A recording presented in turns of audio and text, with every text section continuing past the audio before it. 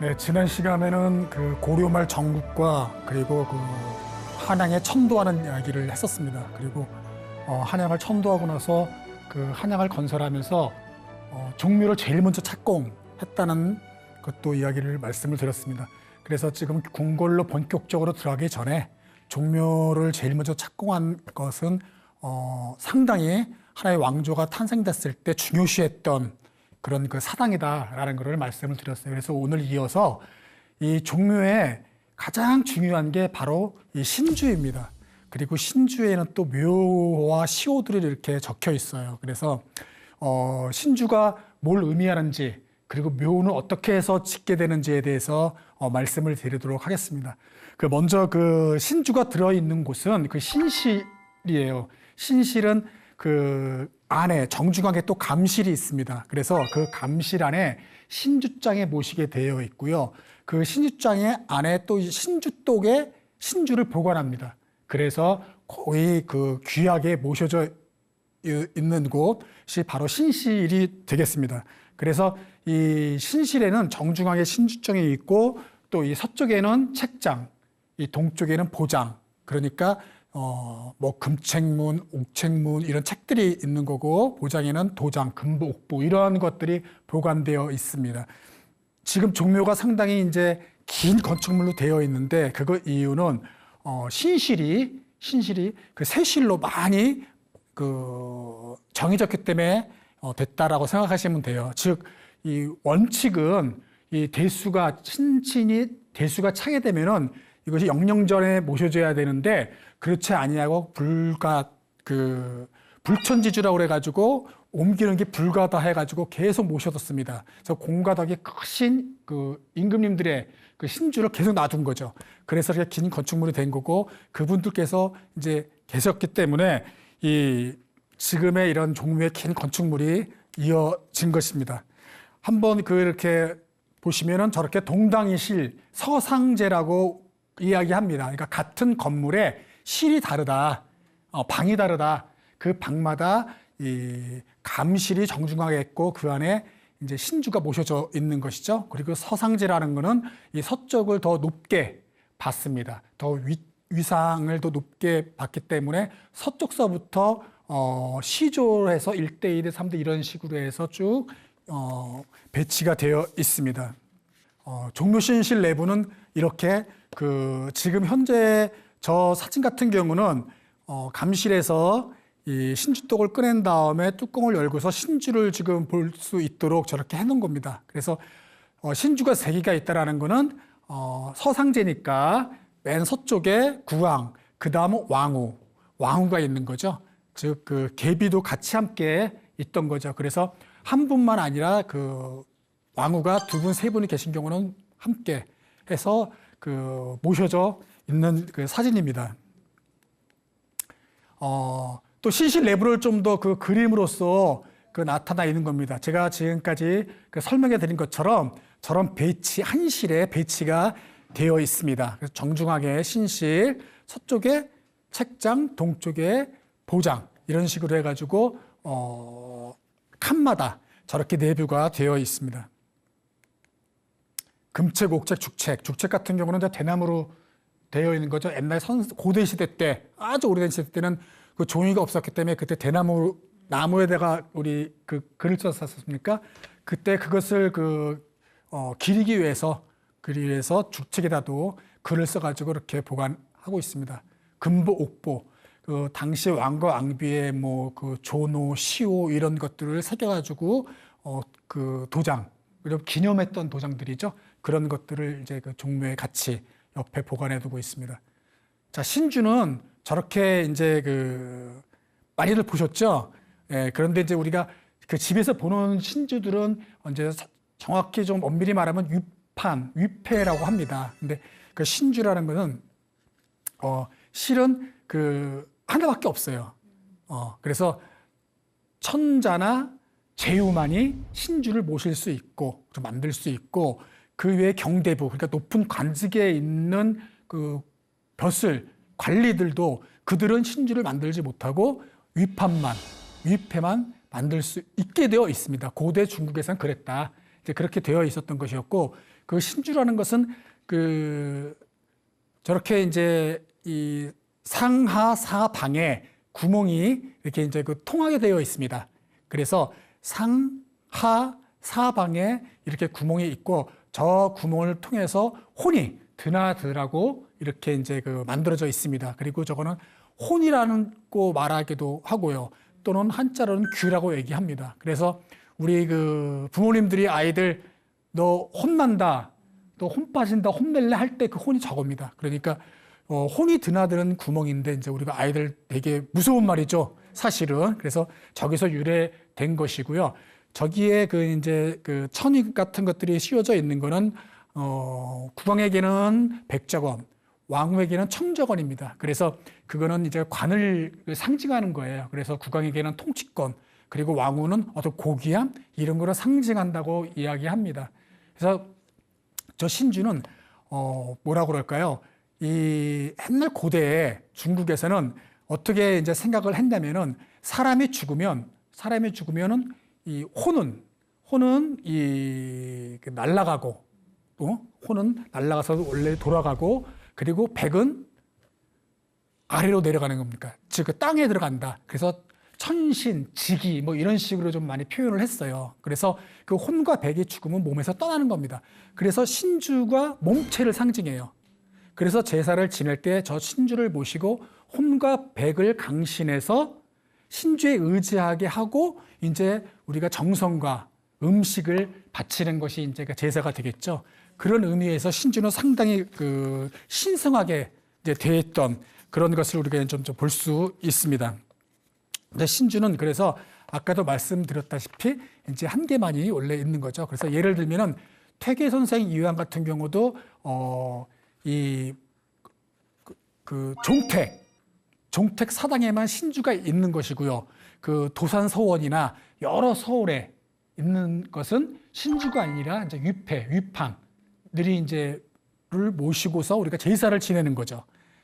그래서 그런 의미로 종묘의 신주가 왕과 왕권은 종묘에만 있는 것이라는 것인 거죠. 그래서 그렇게 이제 신주는 의미가 이제 있는 거고요.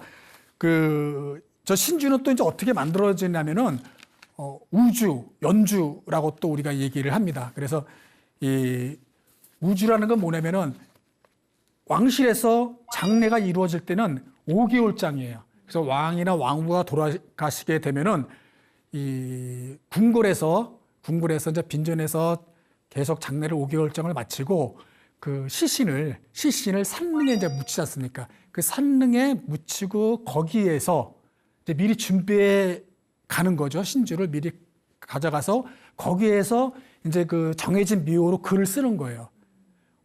그 산릉의 임시 처소로 만들어진 기일궁이라는 그 처소에서 이제 신주에다 글을 쓰는데 그 신주를 우리가 우주라고 부르는 겁니다. 그래서 그 우주를 가지고 돌아와서 우리가 궁궐에서 이제 혼전에 모셔두는 거예요. 그래서 혼전이라고 그럽니다. 그래서 혼전에 모셔두고서 거기서 이제 또 이제 제사를 한번 지내고 나서 우지라는 제사를 지내고 나서 1년 뒤에 또 연제라는 제사를 지내요. 연제라는 제사를 지내는데 그 제사를 마치고 나서 다시 하나의 또 신주를 만듭니다. 그 신주를 연제라고 하는데 그때부터가 바로 진짜 신주라는 거예요. 그래서 그 신주가 진짜 신주고 그거를 이제 종묘에 봉황하는 거죠. 그래서 그 신주가 그렇게 해서 만들어지는 겁니다. 그래서 신주는 그렇게 두 번에 걸쳐가지고 단계를 거쳐서 만들어지고 우주는 다시 이제 그 종묘 뒤에다 이제 매안을 하고 연제 때 만들어진 이 연주를 갖고서 우리가 혼전에 봉안하고 다시 종묘에 봉안한다. 이제 그런 의미를 이제 우주 연주는 갖고 있는 것입니다. 자, 신주단지 모시는 듯하다. 이 얘기는 많이 들어보셨죠? 신주단지 모시는 듯하다. 그래서 신주가 조선시대 왕실에서는 상당히 어떤 정통성 그런 것들을 상징하고 조상신을 모시는 효에 또 어떤 예로서의 중요시하게 생각했던 의물입니다. 그래서 왕실에서는 이런 종묘에다가 신주를 모시고 또 높은 관직에 있는 분들은 집 한켠에다가 사당을 만들어 가지고 이제 위패를 모시고 제사를 지냈어요. 근데 일반 백성들은 뭐 집 한 켠에 따로 방을 만들어 가지고 할 수 있는 형편이 안 되잖아요. 정말 먹고 살기도 힘들고 방 한 칸에 다 온 가족이 살고 있는 거지 않습니까? 농가에서. 그래서 그들은 어떤 그래도 조상신들한테 제사를 지내고 싶은 그런 마음들이 있기 때문에 신주단지를 만들었어요. 그러니까 조상신을 상징하는 그 신주라는 말과 목이 짧은 그리고 되게 둥그런 항아리, 그거를 단지지 않습니까? 그 단지에 쌀을 넣고 그 단지에 쌀을 놓고서 이제 하나의 그 조상신으로 상징해가지고 모신 거죠. 그래서 집에 안방이나 아니면 뭐 다른 그 곳에 이 시렁에 좀 높은 곳에 시렁 위에 높은 곳에 나뭇가지 위에다가 그 신주단지를 모셔놓고 이제 조상님을 이제 모시는 거죠. 그러니까 조상신이 어떤 그 안에 들어가 계신다기보다는 조상님의 자리 그렇게 생각하시면 돼요. 그래서 그 안에는 지방마다 좀 다른데 대체적으로 보통 쌀을 가득 담아 놓기도 하고요. 또 다른 지방에서는 뭐 동전을 넣기도 하고요. 그런 의미로서 이제 그 일반 그 양인들 백성들은 모셨던 겁니다. 그래서 신주단지 모시는 타다. 그래서 상당히 귀하고 그리고 정성스럽고 조심스럽게 모셨던 게 신주단지이기 때문에 어떤 다른 그 대상물을 우리가 얘기할 때 막 귀하게 생각하고 조심스럽게 대할 때 신주단지 모시는 듯하단 말이 이제 유래된 그런 그 말이 되기도 합니다. 자, 또 이제 신주는 이렇게 종묘에 계속 잘 보관되어 있던 것만은 아니에요. 순환을 또 많이 당합니다. 왜냐하면 임진왜란 때 종묘가 싹 불탑니다. 그러니까 그 왜군들이 종묘에서 주둔해 있었거든요. 그러는데 어떤 기록에 의하면은 뭐 종묘에서 막 죽어 나가고 병도 들고 그래가지고 거기서 조상신이 우리에게 그 피해를 주는 거다 왜군들이 생각해서 이제 불을 지르고 나갑니다. 그래서 싹 불이 타고 또 이제 그 전에 그 불타기 전에 이미 신주들을 다 빼가지고 피신을 갈 때 같이 갑니다. 그렇게 가서 이제 모시기도 하고요. 그래서 막 그 지방을 뭐 개성, 평양, 함경도, 황해도 막 이렇게 떨어져 다니기도 하고요. 그 다음 또 이 병자호란, 인조 때 또 이제 그 청나라가 쳐들어오지 않습니까? 그래서 강화도로 파천을 갈 때 같이 신주도 함께 또 강화도의 행궁의 사당에 모셔지기도 합니다. 그때 이렇게 뭐 인순왕후 신주, 그 명중의 비죠. 그 신주도 이제 잃어버리게 되고 또 그 문종하고 신주, 중종의 비인가요? 그래서 그분의 그 신주도 막 깨지고 그래서 다시 수리하고 고치는 그런 순환을 당하기도 합니다. 자, 종묘에서 패출된 신주와 복이 종묘에 이렇게 순환만 있었지만 또 어떤 정치적인 이유로 패출이 되시는 그런 그 신주도 있어요. 그래서 그냥 그대로 고이 잘 모셔지는 게 아니고 정치적인 이해관계에서 쫓겨나는 거죠.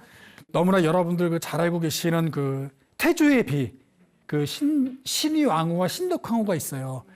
근데 그 신덕왕후는 누구냐면은 방자와 방석을 낳은 두 번째 계비의 왕후인데 신의왕후에서 낳은 그 왕자들이 바로 뭐 그 정종, 태종 막 이런 분들이에요. 그러니까 종묘에서 그 처음 태조의 신주가 들어가고 그 일비가 되었던 그 신의 왕후는 조선이 건국되기 1년 전에 돌아가셔요, 병으로. 그러니까 정식 왕비가 안 된 거예요. 그 두 번째 계비가 우리 조선의 1대 왕후가 된 겁니다. 그러니까 그분이 들어가신 거예요, 종묘에. 일신실에. 그러니까 되고 나니까 그 다음 정종, 그 다음 태종이 상당히 여러분의 이미지가 강한 왕권을 강화시켰던 임금이지 않습니까? 그분이 태종 때에 임금이 되자마자 되고 나서 태조가 돌아가시니까 바로 자기 어머니가 아닌 신동왕후의 신주를 패출시킵니다. 빼버려요. 그 정도 빼버리고 그 전에 정종 임금은 자기 어머니죠. 신의왕후를 왕으로 추존해가지고 태조 이성계 옆에 모시게 되는 거죠. 그래서 그 태조 이성계 신주와 신의왕후 신주만 이렇게 모실 수 있었는데 현종 때 한창 한 250년 정도 지났나요? 한창 뒤에서야 그 현종 때에 그때 임금이 신동왕후를 복위시킵니다. 그렇게 해서 같이 이제 모셔지게 되고요. 또 그 우리가 잘 아는 그 정종이란 분, 그러니까 태조 그다음 정종이죠. 그다음에 태종이고 정종이란 임금은 세종 때에 또 돌아가시게 되는데 신주를 모시질 않아요. 만들질 않아요. 그래서 그분 같은 경우는 숙종 때 그 정종이라는 묘를 지어서 그 종묘에 모셔졌습니다. 세종은 정종을 적통으로 보질 않았어요. 그러니까 태조, 태종, 그리고 세종 자기. 예. 그러니까 정종을 적통으로 보지 않고 했기 때문에 이렇게 또가 됐었고요. 또 한 분은 문종의 비 현동왕후라는 분이 있었는데 그분 같은 경우는 문종의 비면서도 단종의 어머니예요. 그분 같은 경우도 그 세조가 그 단종을 그 폐 쫓겨내고 자기가 왕이 됐지 않습니까? 그러니까 이 세조는 왕이 돼서 그 문종이 비었던 단종의 어머니였던 현동왕후를 단종 복위 사건으로 그 만들어서 실질적으로는 그분이 참여를 했는지 안 참여를 했는지는 모르겠지만 어쨌든 현동왕후를 또 폐출시켜요. 그리고 당연히 단종은 영월에서 이제 사회를 먹고 돌아가시지 않습니까? 그래서 숙종 때에 와서야 또 한 200여 년 지난 숙종 때 와서야 단종도 복위가 돼서 종묘에 모셔지게 되는 거예요. 그리고 이 현동왕후도 중종 때인가요? 그때 이제 그 복위가 돼가지고 종묘에 모셔지게 되는 거예요. 이렇게 정치적인 이해관계에 의해서 폐출도 됐다가 나중에 후대에 복위가 되는 그 왕후들도 있었습니다. 그러니까 신주가 만들어지고 들어가시면 계속 있는 것이 아니라 이렇게 참 그 힘에 의해서 정치적인 힘에 의해서 그리고 당파에 의해서 쫓겨나기도 하고 다시 보기도 하고 했답니다. 자, 다음으로 이제 조상신의 그 이름인데요. 제가 방금 말했던 이런 그 이름 뭐 태조, 정종, 태종, 뭐 세종 이런 분들은 살아생전에 들어보지를 못했던 이름들이죠. 돌아가신 다음에 신임국왕과 그 신하들에 의해서 공덕을 그 평가하면서 지어진 이름이 묘호예요. 그러니까 우리 역사책에서 봤던 그 이름들은 다 묘호다. 그리고 사후에 지어지는 거다. 그래서 이 묘호가 바로 신주에 적혀져 있는 거예요. 근데 달랑 그 두 글자만 있는 것이 아니라 아주 상당히 긴 이름으로서 묘호에서는 있게 되는 거죠. 그래서 태조부터 원종은 인조의 아버지예요. 원종은 왕은 아니었지만 인조가 왕으로 등극하면서 자기 아버지를 추존한 거예요. 자기가 왕이니까 자기 아버지를 추존해가지고 왕으로 만든 거야. 그래서 그분 원종 때까지는 좀 그 당시의 국제 정세 속에서 조선은 제일국이었기 때문에 그 조상신의 묘호 앞에 유명 증시라는 말이 붙고 사시, 즉 명나라에서 내려준 시호를 써야 돼요. 그 다음에 묘호를 쓰는 거예요. 그리고 시호 아니 조노, 시호 이렇게 이제 쓰고 대왕이라는 말을 이제 써붙입니다. 그렇게 묘호는 그래서 유명 증시 그리고 명나라에서 준 사시 그리고 그 조노 그리고 시호, 대왕 이렇게 이제 이름이 써지는 거고요. 그래서 가장 긴 이름, 그러니까 시호와 조노를 사후에도 계속 받아가지고 가장 조선시대에서 길었던 조상신 이름을 가진 분은 문조입니다. 문조는 누구냐면 그 효명세자예요. 효명세자를 추천해서 그 익종이라는 묘를 지어드리고 그 다음에 익종에서 더 문조라고 또 지어드린 거예요. 그분은 117자나 됩니다. 그리고 엄청나게 117자나 그 이름을 갖고 계신 분이 또 문조이시기도 합니다. 그러다가 고종 때에 고종이 황제가 되면서 그 명나라에서 받았던 사시, 그러니까 유명 그 증시란 4글자와 사시 6글자를 고종 황제 때에 이제 지우게 됩니다. 그래서 그 6자를 지우고 신주를 다시 만들어서 이제 종묘에 모시게 됐습니다. 자, 이 중국에서부터 내려오는 묘선정 기준과 원칙이 있었어요. 이제 그거는 뭐냐면은 창업, 지군 칭조, 개체 지군 칭종 뭐 이런 뭐 이렇게 글들인데 이 뭐 창업한 분, 나라를 처음 세우신 분은 조라하고 그 후의 왕들은 부자지간에서 그 왕을 이어받은 사람은 종이라 한다. 또 하나는 이제 그 입승, 왈조, 그 계승, 그 왈종. 그래가지고 세자가 아닌 사람이 왕이 될 때는 조라하고 세자가 왕이 될 때는 종이라 한다.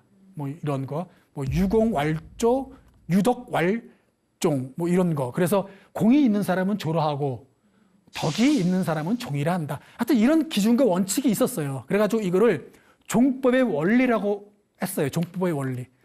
그런데 얘기라는 책에 또 어떻게 나오냐면은 공이 많으신 분은 그 조라하고 덕이 많으신 분은 종이라 한다. 그 조공, 조독이라는 게 또 나옵니다. 그러니까 이 왕들이 조선시대 왕들이 자기 아버지를 평가할 때 이라고 지어야 되는데 조라고 하고 싶었던 거예요. 그 되게 높게 이게 더 그 생각하게 되니까. 그래서 이 종법의 원리를 따를 것이냐, 아니면 조공의 그 어떤 그런 그 질서로 지을 것이냐, 그런 걸 갖고 신임의 국왕과 신하들이 계속 논의가 이루어집니다. 그래서 신하가 이기면 종이 이제 되고, 국왕이 더 강력하게 밀어붙이면 이제 조가 되고, 이제 이런 일들이 있게 돼서 우리가 아는 조와 종들이 계속 후대에도 우리가 아는 영조, 정조, 순조 이렇게 이제 이름이 지어지게 되는 거예요. 그래서 그런 이유로 해서 이제 지어지게 됐습니다. 자, 종에서 조로 격상된 대왕의 배우, 제가 아까 방금 말씀드렸던 이제 그런 거예요. 뭐 태조, 창업군주죠. 세조, 반정을 한 거죠. 그래서 반정을 해가지고 종사를 중흥하고 정통성을 다시 세웠다. 이런 의미로 해서 세조의 아들 예종이 우겨가지고 세조를 한 거예요. 신하들은 반대했지만. 또 중종 같은 경우는 누구죠? 연산군에 폐위시키고 왕이 됐지 않습니까? 그런데 중종의 아들은 그 인종인데 재위기간이 8개월밖에 안 돼요. 그래서 그랬나요? 신하들이 계속해서 강력하게 안 된다. 직계로 이어서 왕위가 됐기 때문에 조로 할 수 없다. 그래서 강력한 반대가 돼서 중종으로 그대로 쓴 겁니다. 중조로 그의 아들을 만들려다 못한 거예요. 그리고 선조 같은 경우는 어쨌든 간에 임진왜란으로 우리나라가 되게 안 좋게 됐지만은 나라를 뺏길 정도로 돼 버렸었지만은 외란을 슬기롭게 극복했다. 어쨌든 극복을 했기 때문에 그 광해군이 처음에는 선종이었지만 선조로 광해군 8년에 다시 변경시킵니다. 그리고 인조 같은 경우는 그 병자호란 뭐 이런 걸 어쨌든 이겨내고 다시 중흥을 한 그런 또 임금으로 이제 된 것이죠. 그래서 인조가 또 되는 겁니다. 그리고 영조, 뭐 정조 이런 분들은 고종 때에 고종이 영조, 정조 두 분을 영조로 변경시킨 겁니다. 원래는 영종, 정종이었어요. 고종 때까지도요. 그래서 우리가 영조, 정조를 부르는 것이지 그 전까지는 고종 전까지는 영종, 정종이란 묘를 갖고 있었습니다. 순조도 철종 임금님께서 순종이었는데 순조로 바꾸게 된 거예요. 뭐 서학의 유포라던가 뭐 이런 것들을 잘 막았고, 그리고 홍경래난도 진압했고, 그런 공을 이제 연유로 해서 바꾸게 된 거예요. 그래서 조선 후기에 들면은 종이었던 분들이 다 조로 바뀌게 되는 것이죠. 그리고 고종 때 또 이어서 이제 묘의 대왕이란 분들을 이제 황제로 또 바꾸게 되는 겁니다. 그래서 이 고종이 자기 위로 계셨던 분들, 뭐 순조, 뭐 효명세자, 순조, 정조, 사도세자, 이 고종이 효명세자의 양자로 들어가서 임금이 되는 거거든요. 그래서 그분들을 이제 황제로 이제 이걸 만드시기도 하고요. 그리고 나머지 순종이 또 철종, 헌종 이분들도 같이 이제 만들게 되는 겁니다. 그래서 황제로 이제 격상된 이제 대왕들이 이제 생겨되는 거죠. 그래서 영조의 가계들을 보면 많이들 헤매시고 잘 이해가 안 되는데 가계도를 보시면 이해가 되는 거예요. 그 고종과 순정은 바로 흥선대원군의 아들이고 남영군은 이 사도세자의 은신군의 양자로 들어가게 되는 거예요. 그래서 반계 집안이죠. 그래서 그렇게 왕이 되는 것이 우리가 이제 확인할 수가 있습니다.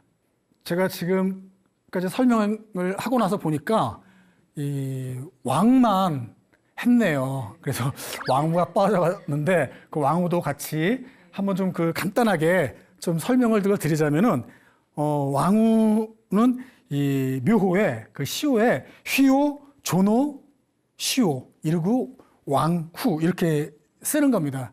그래서 그 왕후는 묘호가 없습니다. 그래서 휘호를 이제 맨 처음에 쓰는데 휘호는 이제 왕후가 돌아가시고 나서 어떤 그 존어의 의미로 존칭으로서 휘호를 이제 지어서 올리는 거죠. 그 또 존어라는 게 있는데 그 존어는 뭐냐면 살아계속 생전 시 그리고 사후에 돌아갔었을 때 그분의 공과 덕을 기리는 그런 또 그를 또 바칩니다. 그리고 또 시호는 돌아가신 다음에 또 이제 그분을 기리기 위해서 올리는 그런 호를 이야기합니다. 그 휘호는 그 아까도 말씀드렸다시피 이제 승한한 후에 그 왕에게 올리는 묘호처럼 이제 휘호를 올려서 이제 또 지어서 그 신주에 적게 되는 겁니다. 왕비는 이제 그렇게 되는 거고요. 그래서 그 보통 왕 같은 경우는 돌아가시면은 이제 이름이 있지만 함부로 이름을 부를 수 없기 때문에 시호를 대신해서 이제 부르게 됩니다. 그래서 묘를 짓기 전까지는. 그래서 아직까지 묘나 시호도 지어지기 전에는 대행왕. 그래서 대행이란 말로 이제 우리가 이제 쓰게 되는 거죠. 그리고 이제 묘도 정해지고 시호도 정해지고 조로도 정해지고 다 정해졌을 때 맨 아래에다 대왕이라는 말을 써서 이제 신주에 이제 적게 되는 겁니다. 그래서 왕후와 그 국왕은 이렇게 이제 그 묘에는 아주 긴 글자들이 이제 신주에 써지게 되는 것입니다. 지금 우리가 그 보고 있는 신주 같은 경우는 처음부터 태조 이성계 때부터 계속해서 후대 왕들이 선왕에 돌아갔었을 때 그 적어서 만들어서 올려놓은 것이 아니라 어떤 그 임진왜란이라든지 병자호라든지 아니면은 방금 말씀드렸던 것처럼 조노나 시호를 후대 왕들을 계속해서 지어지고 올렸을 때 다시 만들어서 신주에 모시는 겁니다. 그래서 맨 처음에 만들어졌던 것이 아니고 나중에서 이렇게 이제 고쳐지기도 했던 것들이 이제 현재 종묘에 모셔져 있습니다. 그래서 이 조와 종이 이렇게 만들어져서 신주에 적히는 것들은 어떤 그 딱 원칙과 기준에 의해서 정해져서 지킨 것이 아니라 후대 왕들께서 이 선왕의 어떤 공덕을 기리고 그리고 그 어떤 정치적인 이해관계 뭐 이러한 것들로 인해서 힘의 또 그 왕권과 신권의 강화에 의해서 묘들이 정해지기도 했었습니다. 이제 그렇게 신주들은 이제 정해지게 됐던 것들이고요. 이제 묘가 이렇게 이제 정해지게 된 것이죠. 그래서 지금 여기 보시면은 뭐 이렇게 묘들이 맨 위에 이제 있게 돼 있고 이런 것들은 유명정시 그리고 명나라에서 쟁업했던 사시가 지워지고 만들어진 것을 우리가 이제 볼 수가 있습니다. 고대 중국의 묘 선정과 기준의 원칙은 이제 어렵게 아까 좀 말씀해 드렸는데 한마디로 말하면은 나라를 세운 분은 이제 조로하고 나라를 계속 잘 이어받으신 분들은 종이라 하는 것인 것이죠. 그런데 이 왕들이 어떤 나라를 잘 못 다스려 가지고 반정으로 해서 왕이 되신 분들도 나라를 다시 세운 것과 같이 중흥을 도모했다 해서 이제 조로 붙이는 이제 이것이 조선 전기까지 이어졌고 후대에 있어서는 후대 왕들께서 선왕들의 공을 상당히 높이 평가해서 이제 조로 이제 바꾸게 되는 이런 일들이 이제 생기게 되는 것입니다. 그래서 이 어떤 종법의 원리를 따르지 않고 조선은 이 공덕을 평가해 가지고 이제 그 종을 조로 바꿨던 일들이 계속해서 일어나게 됐던 겁니다. 이 고종 때 이제 방금 제가 말씀드렸던 것이 가계도를 보면 알 수가 있습니다. 영조는 그 효장세자와 사도세자가 있었습니다. 효장세자는 이제 그 돌아가시게 되는 거죠. 사도세자는 그 창경궁에서 뒤주에 갇혀 돌아가시지 않습니까? 그러니까 영조가 그 정조를 다시 왕위로 하기에는 명분이 약한 거예요. 왜 사도세자가 수많은 사고를 쳐가지고 어쨌든 간에 돌아가시는 거지 않습니까? 이 노론의 입김이 너무너무 또 이제 세서 영조가 어쩔 수 없이 그렇게 이제 했지만은 뒤주에 갇혀 돌아가시게 했지만은 어쨌든 그렇기 때문에 사도세자의 아들로 왕이 될 수가 없었어요. 그죠? 그래서 효장세자의 양자로 들어가서 왕이 되는 겁니다. 그리고 이제 순조가 왕이 되고 그 다음에 효명세자가 왕이 되는 거죠. 근데 효명세자가 또 일찍이 돌아가시니까 효명세자의 아들이었던 헌종이 이제 왕이 되시는 거죠. 그리고 헌종께서는 이제 또 아들이 없으시니까 자식을 못 낳게 얻게 되니까 그 다음에 은원군에서 낳은 철종을 그때 강화도에서 농사졌다는 분이시죠. 철종을 이제 순조의 양자로 또 입적을 해가지고 이제 철종이 왕이 되는 겁니다.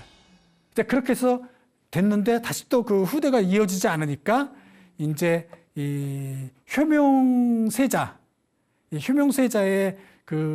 이제 부인이었던 이제 신정왕후라는 분이 있죠. 조대비라고 우리가 많이 알려진 분인데 그분이 이제 흥선대원군과 결탁을 하게 되는 거죠.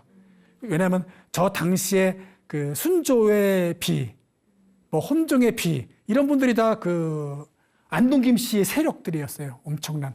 근데 효명세자의 비였던 신정왕후는 풍양 조씨였어요. 그래서 우리가 조대비라고 부르는 거죠.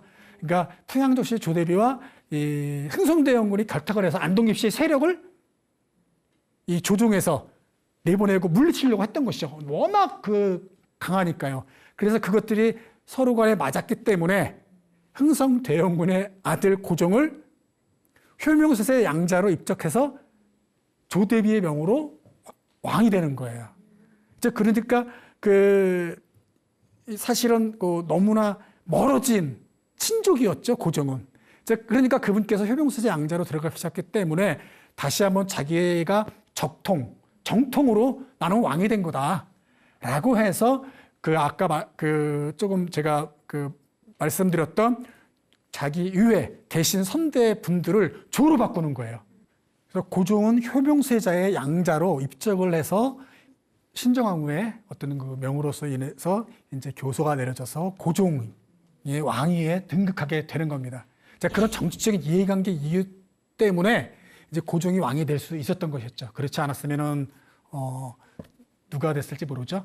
그러니까 바로 이런 그 당시에 정치적인 세력들에 의해서 왕위가 되신 분이 또 고종이라는 거죠. 그러니까 고종께서 왕으로 등극해서 했기 때문에 어떤 사실 명분이 좀 약했죠. 그래서 자기는 사도세자의 직계이다.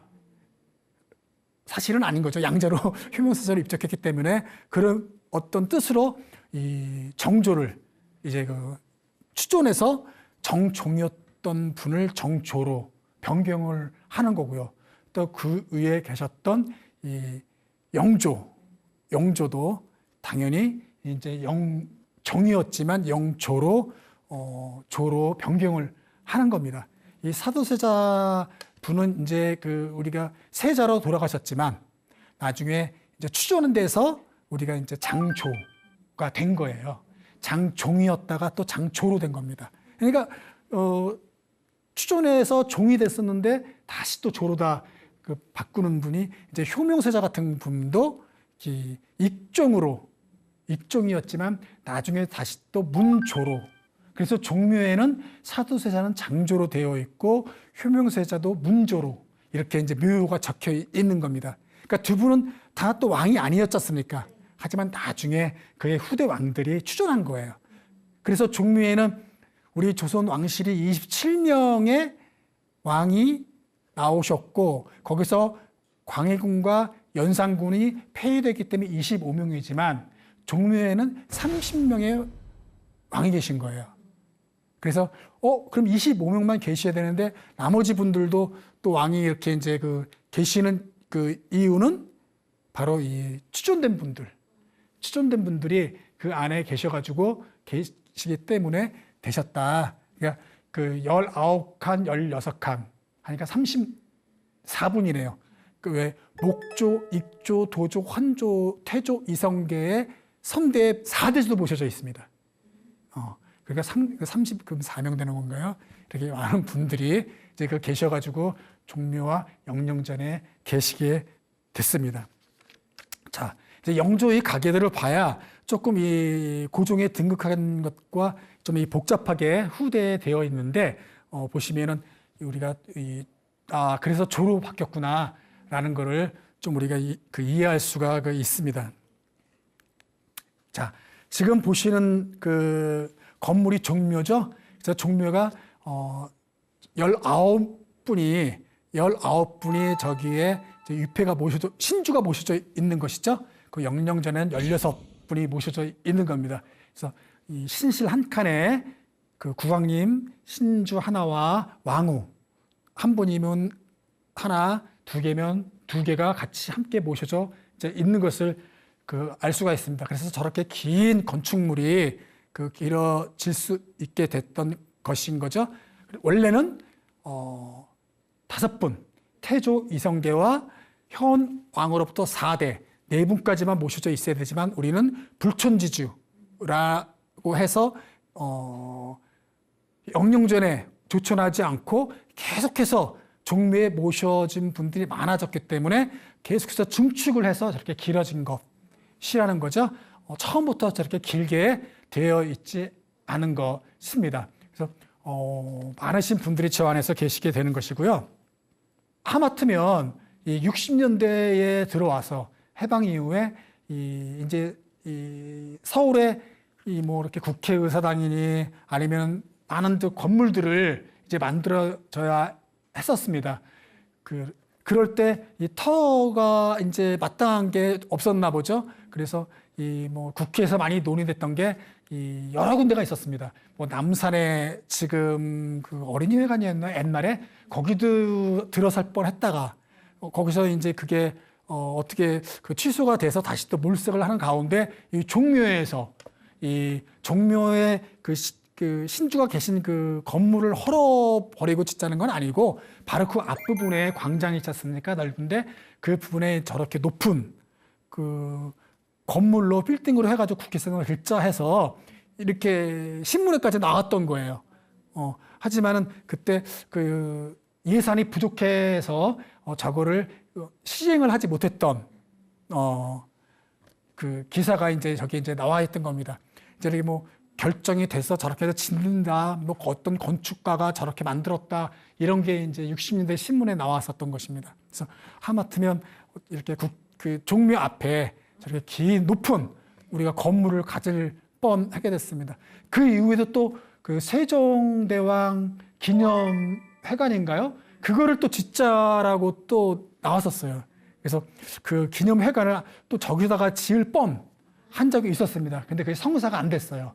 그래서 다행히 이제 그 종묘를 지금 600년 동안 그 건축물이 증축된 건축물을 우리가 볼 수 있었던 겁니다. 그래서 세계문화유산 유네스코에도 등재가 되었던 것이고 그 안에서 이제 그 다음 시간에 우리가 또 이제 듣겠지만은 종묘 재래악도 무형문화유산으로 등재가 될 수 있었던 것입니다.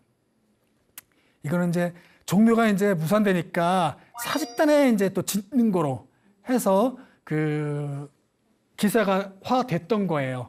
사직단 가보셨나요? 이 경복궁에서 우측에 이 서쪽에 계속 있던 그 사직단이죠. 농사의 신과 곡식의 신을 모신 거죠. 그래서 그 사직단에 다시 또 국회의사당을 짓는 거로 하자 해서 또 지을 뻔했던 기사가 나왔던 겁니다. 그러니까 그 60년대는 이제 해방 이후에 또 6.25 전쟁이 나고 했기 때문에 문화유산 문화재보다는 다시 나라를 이제 그 안정화시키고 국가로서의 이제 틀을 만드는 데 더 신경을 썼기 때문에 문화재 문화유산의 복원은 뒷전이었죠. 그래서 인식이 상당히 낮았었습니다. 그래서 저런 그 공간들은 이제 이 국가에서 새로운 공공기관의 건물로 좀 지으려고 했나 봐요. 그래서 이렇게 이제 뭐 이 종미와 사직단 이런 데가 이 국회 건물로 이제 올려져 있었습니다. 이렇게 이제 다행히 이제 그 종묘와 사직단 이렇게 이제 남아 있게 됐고요. 뭐 70년대, 80년대 그때도 이 종묘는 이 앞은 상당히 좀 시장가가 같은 그런 데였어요. 그러니까 신주가 모셔져 있는 사당이었지만은 바로 종묘 앞에 이렇게 뭐라 그럴까요? 막 시장과 같은 그런 장소였습니다. 그래서 막 시끄럽고 또 이 종묘 이 앞부분이 상당히 뭐 사창가도 있었고 이제 그런 것들이 계속 정비가 돼서 깨끗해서 바로 이 전까지만 해도 어르신들이 다른 데 가서 놓으실 데가 없으시니까 이 바둑을 놓지 않습니까? 기억들 하실지 모르겠는데 바둑도 치고 막 그러다가 이제 정비가 돼서 깨끗하게 광장으로 만든 거예요. 그것도 아주 최근래의 일입니다. 이제 지금은 우리가 이런 것을 깨서 계속해서 예전에 이 종묘의 어떤 의례 이런 것들이 애정거로서 이게 무슨 지금 현대의 의미가 있느냐라고도 할 수 있지만은 이제 현대화가 되고 점점 더 우리가 발전될 수 있겠지만 예전의 모습 이것은 우리의 어떤 의식, 주인 의식, 우리가 정체성 이런 것들을 가져다 주는 거기 때문에 계속해서 문화재 문화유산은 보존하고 가꾸고 지켜야 되는 것이죠. 그래서 그랬기 때문에 조선시대 태조 이성계는 나라를 세울 때 정도전과 함께 궁궐보다 종묘를 먼저 짓고 궁궐을 짓는 게 되는 거죠. 그런 이유 때문에. 그래서 그런 의미를 살려서 지금까지 있는 것이 이제 다행스러운 일인 것이죠. 지금은 종묘 의례에 가면은 1년에 한 번씩 제사를 지내고 있습니다. 종묘일시 대동족약원에서 1년에 한 번씩 매주 5월 매년 5월 첫째 주 일요일에 제사를 지내고 또 다시 11월에 그러니까 1년에 한 번씩 지냈는데 근래에 이제 1년에 두 번씩 해서 11월 첫째 주, 둘째 주 토요일인가요? 이렇게 두 번씩 해서 예전의 모습으로 제례는 아니지만 간소화를 조금 해가지고 제사를 아직까지도 올리고 있습니다. 만약에 종묘에 신주가 없다면 그냥 하나의 그거는 그냥 건물일 뿐이에요. 건물일 뿐이에요. 그런데 신주가 있었기 때문에 그리고 그게 신주인 거를 아는 거는 묘를 거기에 적혀 있었기 때문에 누구의 신주인지를 아는 거죠. 그래서 종묘가 중요하고 이 건축물이 더 의미가 있는 것이죠. 그래서 우리가 그러한 어떤 정통성, 정체성을 알게 해주는 게 바로 신주였고 그 묘의 이름이다 라는 걸 우리가 알면은 좋겠습니다. 네, 오늘 강의는 이것으로 마치도록 하겠습니다.